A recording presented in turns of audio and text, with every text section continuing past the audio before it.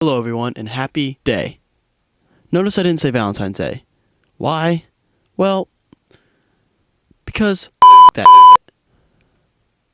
Yes, it is that day. It is Valentine's Day, but no one really cares. I don't, and so I assume everyone else shares my opinion and no one cares about this holiday. So that got me thinking, what holidays do I care about? Are there some out there that just like, you know what? That's a good holiday. I like that. There are some out there. And I have my own personal opinions, but I wanted to prove that I'm right and Valentine's Day is wrong. So, what I did was I actually used math. No! Hell no! No! I refuse. No!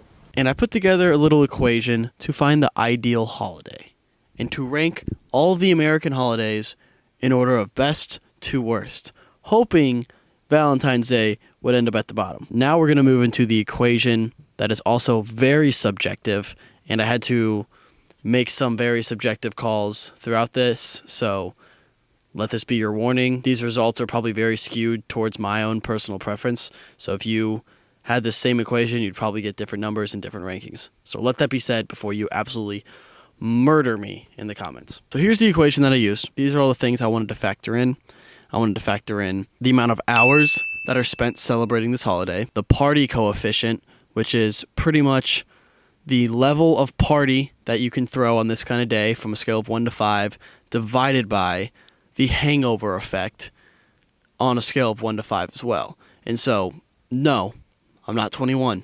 I'm not talking about that kind of hangover. I'm just talking about after a day like this, a holiday like this, a celebratory time, the next day is usually just a downer, a little dud. So that's what I mean by the hangover effect. Next one is the gift coefficient, which is the number of gifts received divided by the amount of gifts given. So holidays like Valentine's Day kind of screw you over, but holidays like Christmas is kind of interesting because do you give more than you receive? Who knows? Then the next coefficient, we have the celebrators coefficient, which is the number of people we are celebrating divided by the people actually celebrating with you. Hopefully that made sense. It makes sense in my head. And then the next one, the last category, we have the seasonal grade, because weather in the season you're in makes a big difference on whether you enjoy the holiday or not. So I gave summer the top ranking at 1.8. I gave winter the worst ranking at 1.2. Don't ask me how I got these numbers. I literally just made them up. There's no explanation for them. I just kind of did it. So let's real quick run through a few things I had to do. So with the hours, certain holidays like President's Day and Veterans Day and MLK Day, there's not really a party or celebration associated with these days. It's just kind of like a in memoriam type thing. So I gave 1 hour to the President's Day and Veterans Day, but I put 2 hours for MLK Day because I feel like, at least like in middle school and high school, when it was MLK Day, you spent at least 2 class periods talking about it.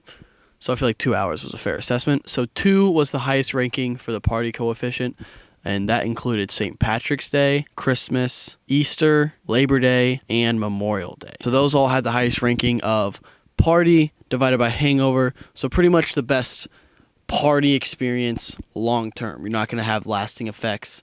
You're not going to have a bad day the next day. You're just going to have a great time. A good time. Nice full party. Moving on to the gifts coefficient.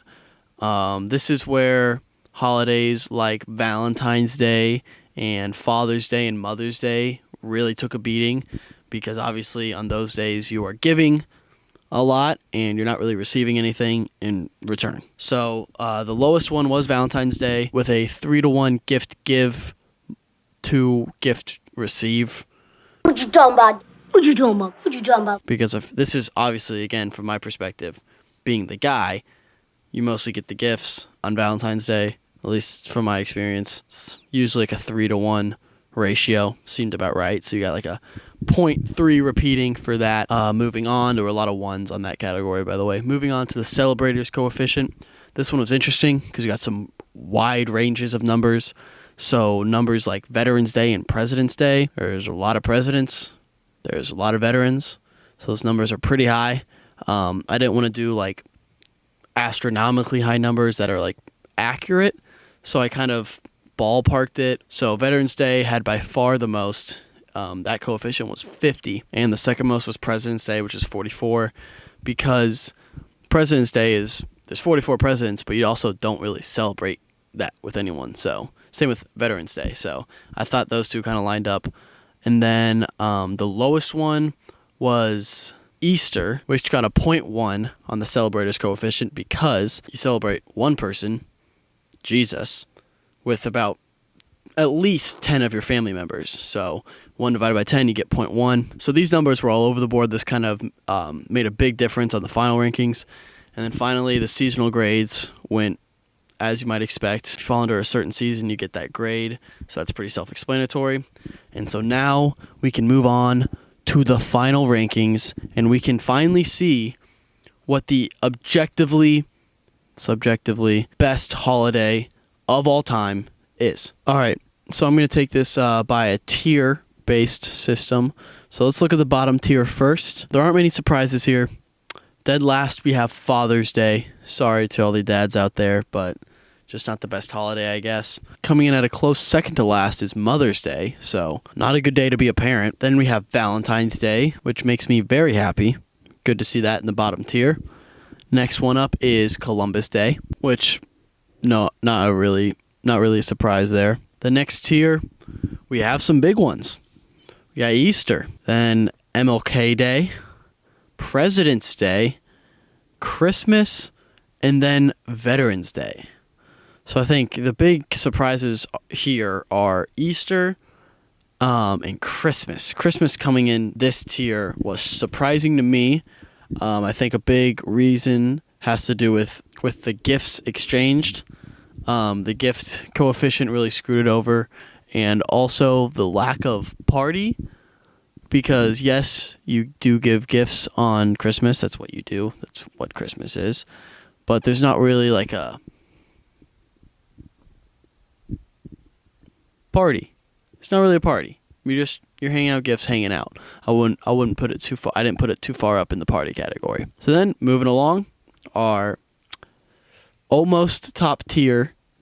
We have Veterans Day. We have Cinco de Mayo, New Year's Eve, Halloween, and Thanksgiving. So we got some powerhouses in this group. Some big dogs came to play in this group. New Year's Eve, I thought this was going to be a top tier one for sure. Just missed the cut barely. Halloween and Thanksgiving, those are just classics. You expect them to be at the top of this list. Cinco de Mayo creeps into the top 10. Good for them. But yeah, I say we move on to the final tier. So here we go. We have 4 holidays remaining. Only one can be the best.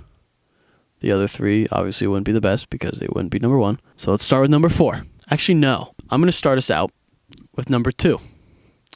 Coming in at number 2 on this list is none other than Memorial Day. I was just as shocked as you were, trust me. Memorial Day, I guess because it's kind of like a weekend thing, Memorial Day is like the kickoff to summer.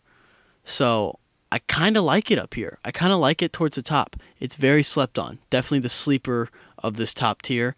And it comes in at number 2. Number 3. Labor Day. Same boat as Memorial Day. It's a weekend thing. It's kind of these are the 2 bookends to summer. It's the beginning and end of summer. Labor Day is the very end. Last time you can go out on the lake, spend some time with your friends. It's the last time. So you have the start and finish of summer. Now, here we go. There are 2 remaining. St. Patrick's Day and the 4th of July. One is number 4. One is number 1. And who will it be? Drum roll, please. Okay, thank you. Turn it down a little bit. Yeah, right there. Good steady pace. Here we go. Number 1 on our list for the best American holidays of all time is the 4th of July. America, fuck yeah! Come and get us in the motherfucking day, yeah! That was exhilarating. All right. Obviously, that means St. Patrick's Day came in at 4th.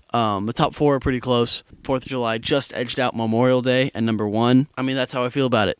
It's the 4th of July. Celebrates the greatest country in the world. How could it not be number 1? It just makes sense. You know? It just makes sense. But anyways, thank you guys for putting up with my methods of procrastination. I kind of have to do some schoolwork now, but this was fun. I'm glad we did this. I really am. Thanks for watching, guys. Peace. Yeah, dream girl, dreaming, I be dreaming. Missing all the days you got me fiending. I said I love you, babe, you know I mean it. Hey, yeah, dream girl, I be dreaming.